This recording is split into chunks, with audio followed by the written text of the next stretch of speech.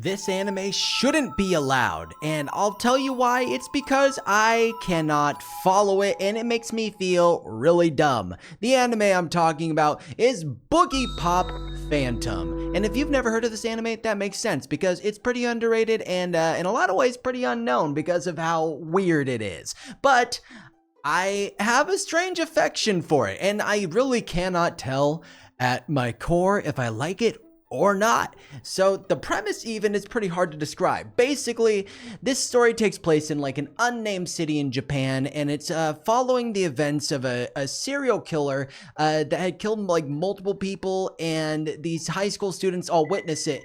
5 years go by, okay? And suddenly this like beam of light comes down and creates this weird electromagnetic field around this city. And this rumor goes around about this character named Boogie Pop, who's like an urban legend that they think committed all these crimes and murders. But then suddenly all these people who witnessed these crimes 5 years ago start disappearing and then start getting taken over by like spirits or light demons, and then a Shinigami comes down and named Boogie Pop Phantom, which isn't Boogie Pop, and starts hunting them down and just taking them out one by one. I'm not going to be able to accurately describe this, so I'm just going to tell you what I like and dislike about Boogie Pop Phantom. I will say, if you're looking for freaking weird, this is the creme de la creme of weird. This is the Major League Baseball playoffs of weird, I'm telling you. And it goes from everything from just the way it's shot and the way everything's framed, to the character design, to the weird avant-garde like synth music, because there will be scenes where it's like, so each episode starts with like a funk jam. It's like, but then the music in between everything else will be like just weird synthy, like, and then we'll just go dead silent. And it creates this very strange atmosphere for where you don't know if you're supposed to be scared or enlightened or happy that it's over, or if like, you know, because a lot of films and movies and shows, they will like kind of signal you and make it easy for you to understand when you're supposed to feel sad, when you're supposed to feel mad. And Boogie Pop Phantom does not hold your hand in that regard at all. They're just kind of like, you know, just figure it out for yourself. And I'm gonna be honest, I finished a series earlier today, and I'm pretty sure I'm gonna have to rewatch it at some point, because even with the last episode, I'm like, okay, yeah, still confused, still have no idea what's going on.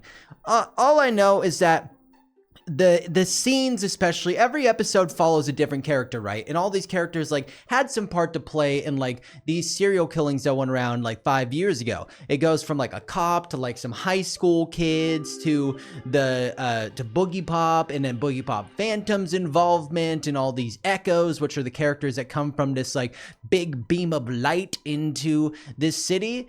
And some of them are really cursed. Like there's this one, I'll mention my favorite episode was this episode where there was this like guy that was completely obsessed and thought he was dating a dating sim character, like a schoolgirl type character. And then he finds somebody who's cutesy at a restaurant he works at, just like her. And he starts to like project how he acts in this video game dating sim into the way he reacts to this person in real life. And it gets freaking weird and really gross.